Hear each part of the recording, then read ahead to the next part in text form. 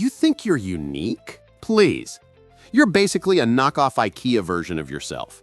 Nietzsche's here to slap that follow the herd sticker right off your forehead.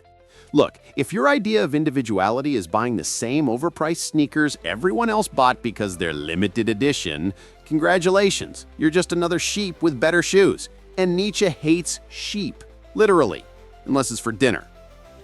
So let's talk about individuality, real individuality, not the fake kind that comes from slapping a pastel filter on your Instagram brunch. Nietzsche believed in what he called the will to power. Don't let the dramatic name fool you. It's not about taking over Wall Street or building a crypto empire. It's not even about how many followers you can trick into liking your Get Ready With Me videos. No, power, according to Nietzsche, is simply doing something real with your own damn will. You want it, you chase it, you make it yours. Simple.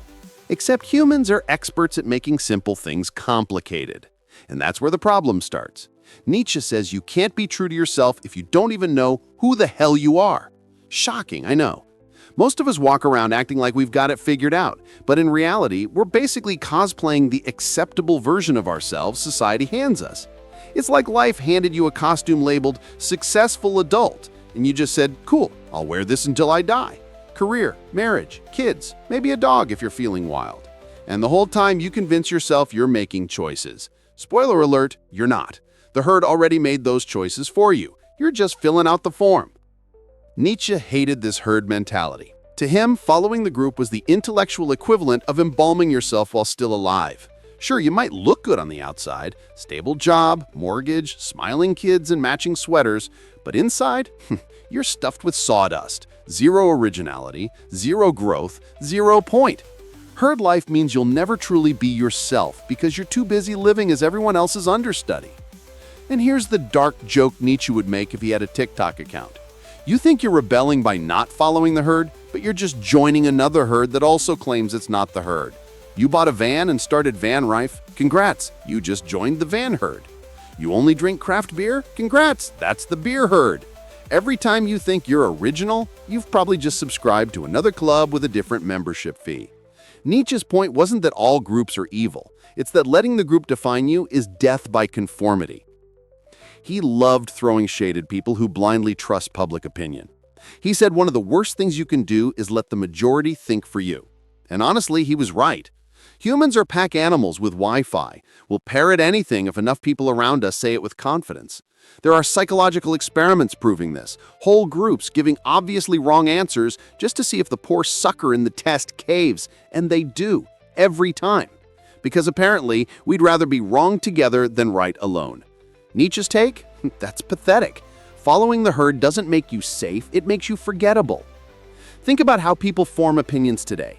It's not careful thought or actual research. It's more like see headline, feel emotion, and repeat it at dinner parties. Did you hear about the thing? Terrible, right? Congratulations, you've just outsourced your brain to Twitter. Nietzsche wanted you to stop that. He wanted you to develop your own judgment, your own taste, even if it meant being laughed at, ignored, or canceled before cancel culture was a thing. He thought loneliness was the price of authenticity. And honestly, he wasn't wrong. Because when you do decide to think for yourself, brace yourself. It's gonna be lonely. People will laugh. They'll call you weird. They'll roll their eyes. But Nietzsche thought that was a good sign. If the herd hates you, you're probably on the right track. Supporting yourself, trusting your own instincts, questioning where your opinions actually come from, that's how you start becoming a real individual instead of a sheep with Wi-Fi. But Nietzsche didn't stop there. He wanted you to live dangerously. Not lick a subway pole during flu season dangerous, but risky enough that you're forced to grow. Because safety, according to him, is overrated. Sure, stay in your comfort zone. Keep the same job for 30 years, binge Netflix on repeat, and you'll be safe. But you'll also be exactly the same person you were a decade ago, just older and with more regrets. Nietzsche believed growth comes only through risk. The unknown is terrifying, but it's also where all the good stuff happens. New country, new people, new choices, new screw-ups. That's where you find out who you really are. And finally, solitude. Nietzsche thought that people who can't be alone with their own thoughts are basically doomed to eternal herd brain. When was the last time you sat in silence, without scrolling, without background noise, without frantically refreshing your notifications? For Nietzsche, that silence was sacred. He thought the best ideas were born when you were alone, walking, reflecting, hearing your own brain for once. And if that sounds boring, congratulations, you've just confessed that you don't even like your own company, which makes Nietzsche's point. Maybe you don't actually know yourself at all. So here's the brutal truth, straight from the mustached philosopher himself. There's no universal recipe for happiness, no one-size-fits-all definition of success, no cosmic guidebook. If you're waiting for society to hand you a purpose, you'll be waiting forever. The meaning of your life doesn't fall from the sky. You write it yourself. And yeah, it's messy, confusing, and sometimes miserable, but it's also the only shot you've got at being real. So stop playing sheep. Stop outsourcing your brain to groupthink. And for the love of Nietzsche, stop pretending individuality can be bought in the limited edition aisle. If you want to stay true to yourself, it's simple, brutally simple. Find your will, live dangerously, be alone, and then build a life that actually looks like you. Messy, raw, ridiculous, maybe even a little tragic. Because the alternative? Being a perfectly packaged IKEA knockoff. And Nietzsche would rather flip your table than let you get away with that. People love to talk about being authentic, but let's be real. Most people's version of authentic is just a Pinterest board with better lighting. Nietzsche would laugh in your face if you told him your individuality comes from drinking oat milk instead of regular milk. That's not individuality, that's lactose intolerance. Real individuality means looking at the world, seeing the mess, and then saying, "Cool, I'll make my own mess, thanks." Nietzsche was allergic to conformity. And honestly, who can blame him? Herd thinking is everywhere. From the job you were told to get, to the house you were told to buy, to the partner you were told to marry, because apparently being single after 30 is a crime punishable by awkward Thanksgiving dinners. Society doesn't even have to force you.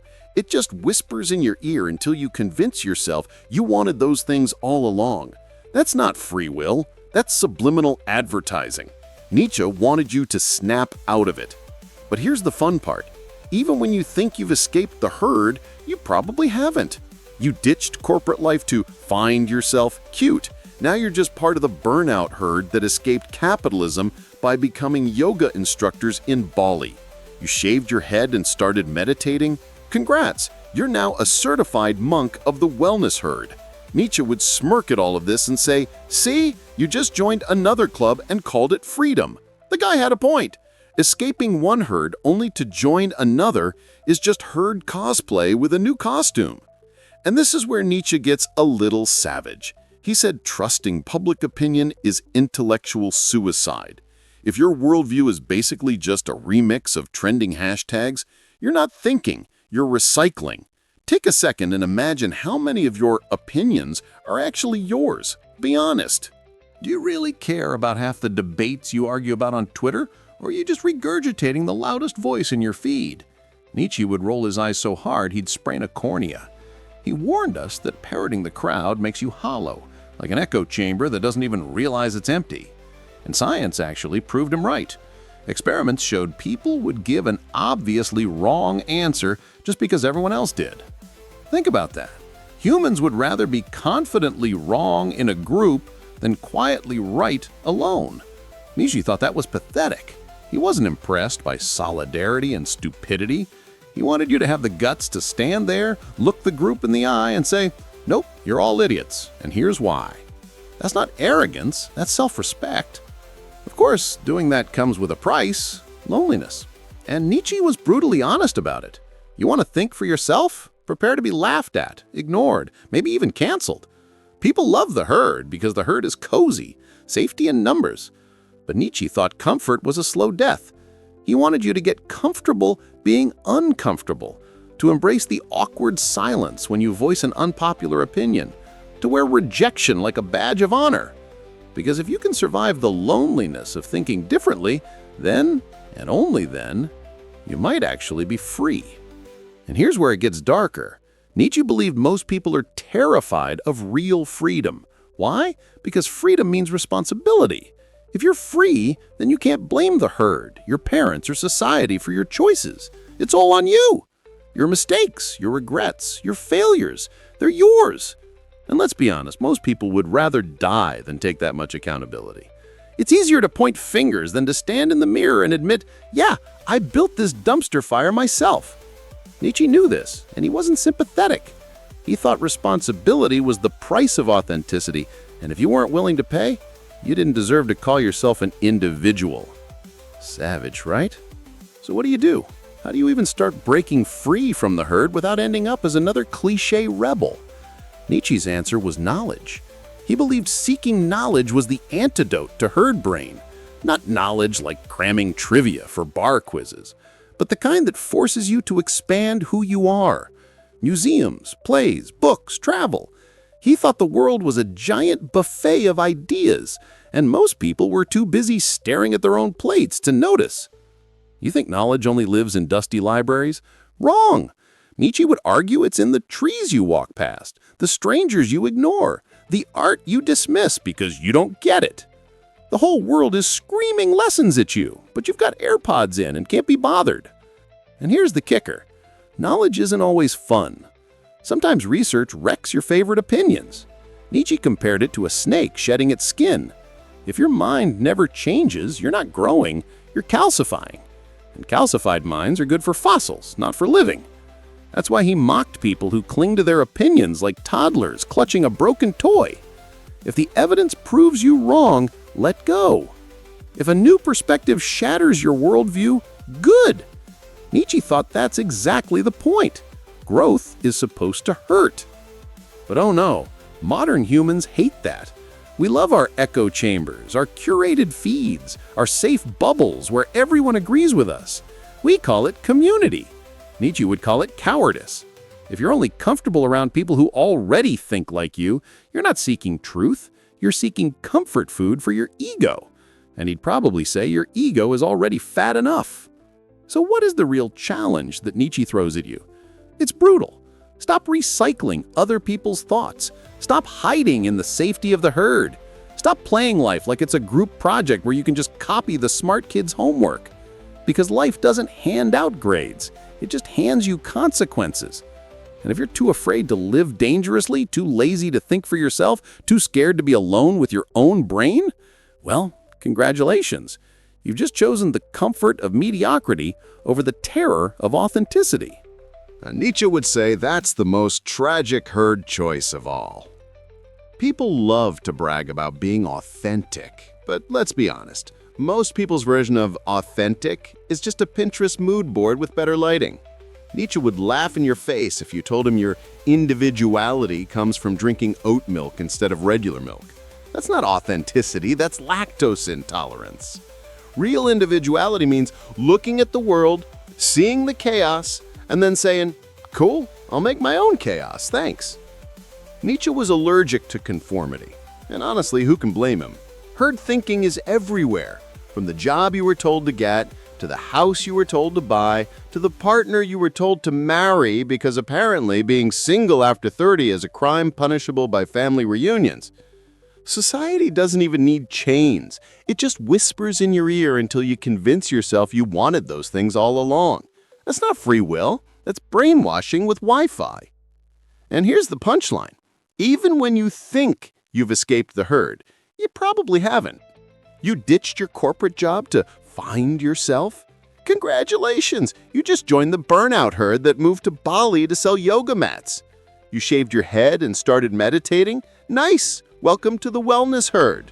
Escaping one herd only to join another is just cosplay with different costumes. Nietzsche would smirk and say, see, you just swapped uniforms. For him, the worst sin wasn't just following others, it was trusting public opinion. If your worldview is basically a remix of trending hashtags, you're not thinking, you're recycling. And yes, experiments proved him right. People will literally give an obviously wrong answer just because everyone else did. Humans would rather be confidently wrong together than quietly right alone. Nietzsche thought that was pathetic. He wanted you to stand there, point at the crowd and say, you're all idiots, and here's why. Of course, that courage comes with a price. Loneliness. You want to think for yourself? Prepare to be laughed at, ignored, maybe canceled. People love the herd because the herd is cozy, comfort food for the soul. Nietzsche thought comfort was slow-motion death. He wanted you to wear rejection like a medal, to embrace the awkward silence when you voice an unpopular opinion. Because if the herd hates you, you're finally on the right track. And here's the kicker. Most people don't actually want freedom, because freedom means responsibility. If you're free, you can't blame your parents, society, or astrology for your dumpster-fire decisions. It's all on you. Your failures, your regrets, your mess. They're yours. And most people would rather outsource their lives than admit that. Nietzsche had no sympathy. If you're too cowardly to carry your own choices, you don't deserve individuality. Savage, but fair. So, how do you even start breaking free? Nietzsche's answer, knowledge. Not the trivia night kind, but the kind that blows your worldview to pieces. He thought the world was a buffet of lessons, museums, plays, books, strangers. But most of us are too glued to our phones to notice. And here's the uncomfortable part. Real knowledge forces you to change.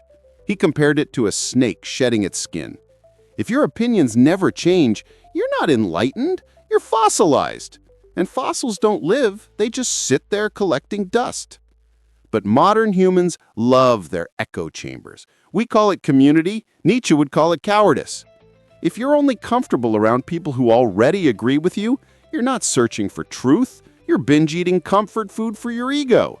And Nietzsche would say your ego's already overweight.